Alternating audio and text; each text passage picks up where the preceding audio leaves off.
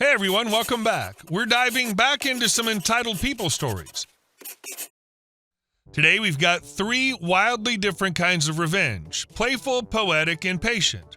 One involves a dowry paid in tiny plastic goats, another a ghosted ex who became impossible to ignore, and the last an HOA that picked the wrong family to push around.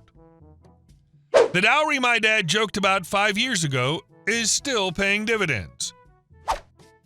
A few years ago, not long after my husband and I got married, we were sitting around my parents' kitchen table when my dad decided to test out his stand-up comedy career. He raised his glass, looked at my husband, and said, I never did get my 40 goats." For context, we're American, Christian, suburban. The closest thing my family's ever gotten to livestock is the decorative ceramic cow my stepmom keeps by the sink. Dowries are not and have never been a thing in our family. My dad was joking. Poor taste, sure, but joking. My husband, however, does not let things go. He leaned back in his chair, nodded thoughtfully, and said, 40 goats. Noted. My dad laughed, I laughed, we all moved on, or so everyone thought. Fast forward to Christmas 2019. My husband and I were heading to my parents' house for a few days, and somewhere during the drive, he casually said, "Did your dad ever clarify what kind of goats he wanted?" I should have known right then. "No," I said. "Why?" "Because he didn't specify they had to be alive." And that's how we ended up on Amazon ordering 40 tiny plastic toy goats. Not cute, artisanal goats, not elegant figurines. These were the kind you'd find in a dollar store farm set. Thumb size, slightly derpy, and unmistakably goats. We packed them carefully in a zip-top bag and brought them along like contraband. The first night at my parents' house, we played it cool. Dinner, board games, the usual holiday chaos. Around midnight, my parents went to bed. My husband looked at me and whispered, "It's time." We crept into the living room like 2 grown adults who absolutely should have been asleep, but instead were about to unleash chaos. The mission was simple: distribute 40 goats throughout the house in increasingly ridiculous locations. We started small: 1 goat on the kitchen table, 1 on the coffee maker, another perched delicately on the TV stand.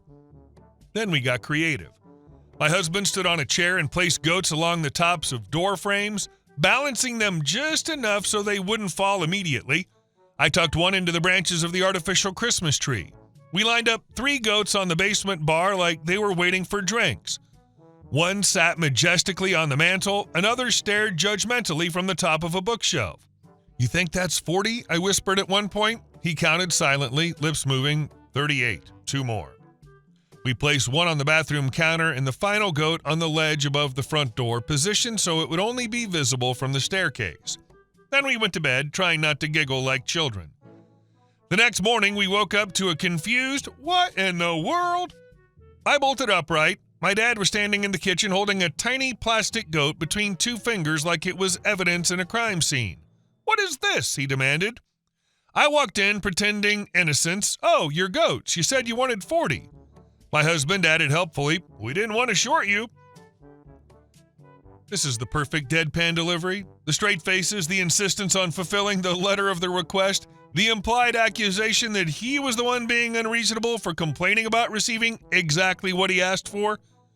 It's the comedic equivalent of malicious compliance, but with tiny goats instead of legal briefs. My dad squinted at the counter, then slowly began scanning the room. He spotted another goat by the toaster, then 1 on the windowsill, then 1 on the light fixture. "You've got to be kidding me." My stepmom walked in, took 1 look around, and just started laughing. "Oh no, they're everywhere." That's when my dad realized we'd not simply left a decorative cluster, we'd staged a full-scale caprine invasion. He found goats in places he didn't know had surfaces. On the threshold above the pantry door, lurking behind picture frames, 1 inexplicably sitting in the fruit bowl. Every time he'd discover 1, he'd hold it up and mutter, "Unbelievable." We didn't confess to the full count immediately. We let him find them organically. For the rest of the week, goats kept appearing. 1 would tumble off a door frame when someone closed it too hard. Another would be discovered tucked behind a lamp weeks later. When we left after Christmas, we didn't collect them. That was the point. The goats had been delivered, dowry fulfilled. To this day, there are still goats in that house. I'm not exaggerating. My stepmom texted me recently and said, "You'll be pleased to know one of your goats fell from above the hallway door and hit me in the head this morning." I asked, "Did it do damage?" She replied, "Only to my pride." Apparently, every so often, a long-forgotten goat dislodges itself and makes a dramatic reappearance. Guests have found them tucked into couch cushions. One was discovered behind a stack of cookbooks during a deep clean. Another somehow migrated into the garage. My dad pretends to be annoyed, but every time we visit, he inevitably points out one we missed.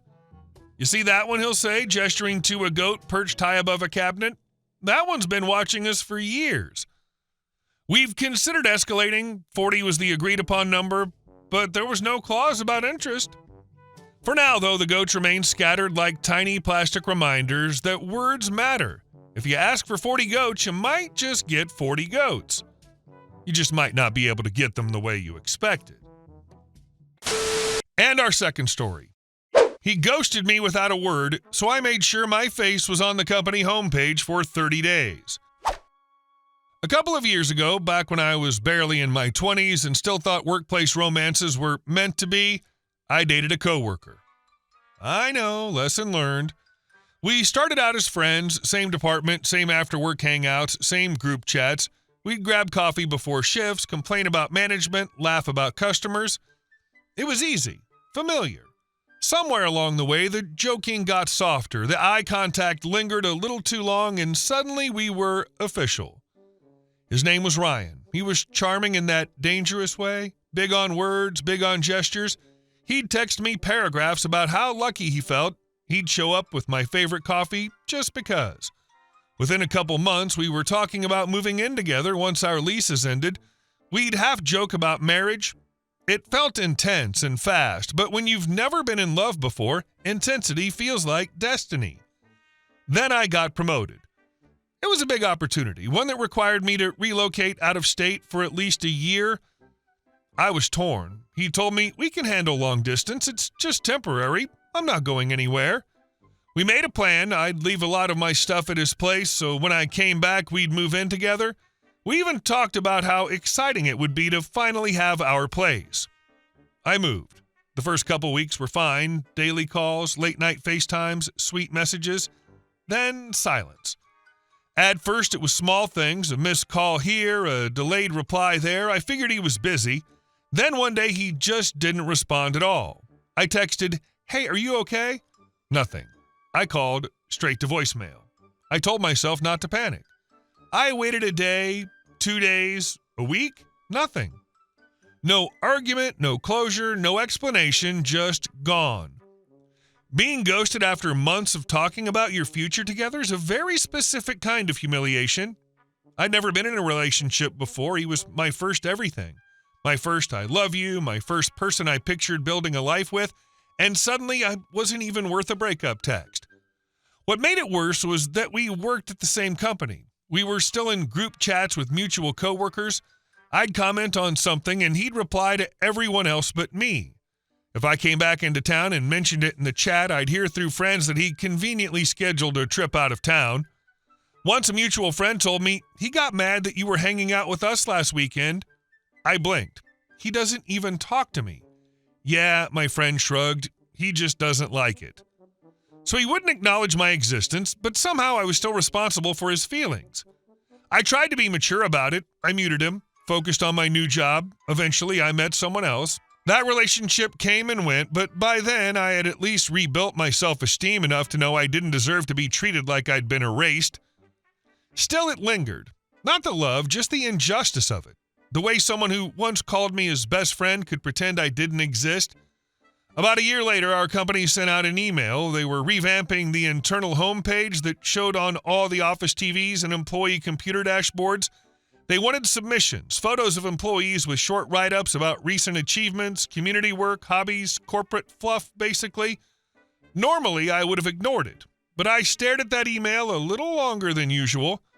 You see, that homepage played everywhere, on the big screens in the lobby, on the TVs in the break rooms, on every employee's computer when they logged in, including Ryan's. The prompt asked for a professional photo and a short paragraph about your recent accomplishments. I opened my camera roll and scrolled until I found the best picture I had of myself. It was from a work event, good lighting, confident smile, the kind of photo that said I was thriving, because I was. I wrote a paragraph about my promotion, about leading a new team, about the challenges I'd taken on in another state, and how much I'd grown professionally. I kept it polished, upbeat, gracious, not a hint of bitterness. When I hit submit, I didn't tell anyone. A couple weeks later, a coworker texted me, "OMG, I just saw you on the homepage." I opened my work laptop. There I was, big, bright, smiling, my name in bold, my accomplishments listed neatly underneath, and it rotated every 30 seconds. I imagined him walking into work, glancing at the lobby screen, sitting down at his desk, and opening his computer. There I was. No blocking, no muting, no pretending I didn't exist. This is the moment the power dynamic inverts. He spent a year erasing you, ignoring your texts, avoiding your presence, treating your existence as an inconvenience. Now every time he logs in, he has to see you, not as a jilted ex, not as a victim, but as a success story. His avoidance strategy is completely defeated by a corporate homepage. You didn't hunt him down, you just became undeniable. I wasn't tagging him, I wasn't confronting him, I wasn't sending paragraphs asking for closure. I was just succeeding. A mutual friend later told me casually, "Yeah, he's seen it. Everyone's seen it." "Did he say anything?" I asked, keeping my voice neutral. "No," they laughed, "but he looked uncomfortable." Good. For once, he couldn't scroll past me, couldn't skip my comment, couldn't leave town when I showed up. My face was literally built into the system. It stayed up for a full month. Every morning, every login, every coffee break, screen glance, there I was, smiling, thriving, unbothered. I never said a word to him about it. I didn't need to. Sometimes revenge isn't dramatic. Sometimes it's not a confrontation or a public scene. Sometimes it's just existing loudly in a space someone hoped you'd quietly disappear from. And if he ever wondered whether I noticed him avoiding me all that time, I hope he also noticed that I didn't need his acknowledgement to keep moving forward. He ghosted me. I became unmissable. And our last story. We lost our riding arena because an HOA insisted our fence wasn't aesthetic. When my family moved out to our place in the early 2000s, it was exactly what you picture when someone says quiet country living. 6 acres, no subdivisions, no streetlights, just open farmland rolling out in every direction. The man who owned the land behind and beside us had hundreds of acres of cattle pasture that had been in his family for generations. At night, you could stand on the porch and hear absolutely nothing except insects and the occasional cow drifting across the field. No traffic home, no neighbors arguing, just space. We had horses, and not long after we moved in, that neighbor offered to let us fence off a section of his pasture that touched our property so we wouldn't have to board them somewhere else. It was one of those handshake agreements people used to make without paperwork or lawyers. My dad put up electric fencing, the white braided rope kind. Not glamorous, but highly visible and safe for horses, which is what actually matters. The neighbor even let us pull out the old barbed wire along that stretch so nobody would get cut up. On the other side of our land was a thickly wooded property. Years before, the owner had hired a logging crew to thin it out so she could hunt more easily. While they were already working nearby, one of the guys wandered over and asked if we wanted anything cleared on our side. My dad struck a deal. Instead of paying us for the timber, they would use their laser leveling equipment to build a riding arena. If you've never seen laser leveling done properly, it's impressive. The ground ends up perfectly flat. No dips, no slopes, nothing for a horse to trip over mid-stride. It was better than some professional arenas I'd ridden in.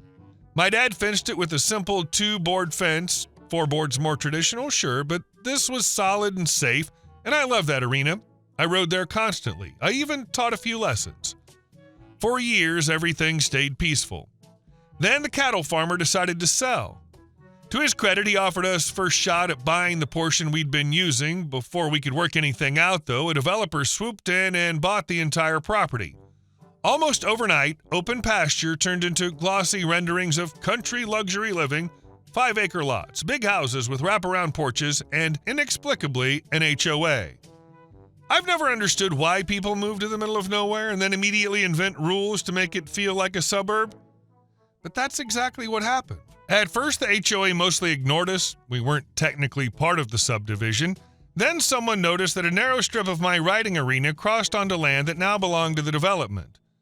It wasn't enough space to matter while riding, just a sliver along one edge, but the HOA fixated on it like it was their life's purpose. We received a letter stating that our electric fencing was not aesthetically appropriate. Another followed declaring that the 2-board fence around the arena did not meet community standards. They required 4-board fencing immediately. I remember suggesting to my dad half seriously that we should replace just that one side with 4-board and leave the rest as is so it would look absurdly mismatched. He didn't find that amusing. He hates conflict. Instead, he pulled down the electric fencing and eventually removed the arena fence altogether. Just like that, the arena became unusable.